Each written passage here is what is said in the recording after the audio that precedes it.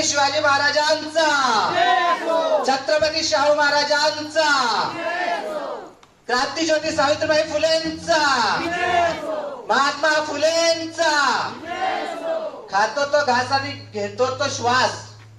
ज्यांच्यामुळे ते भारतीय राज्यघटनेचे शिल्पकार भारतरत्न विश्वरत्न डॉक्टर बाबासाहेब आंबेडकरांचा, डॉक्टर बाबासाहेब आंबेडकरांचा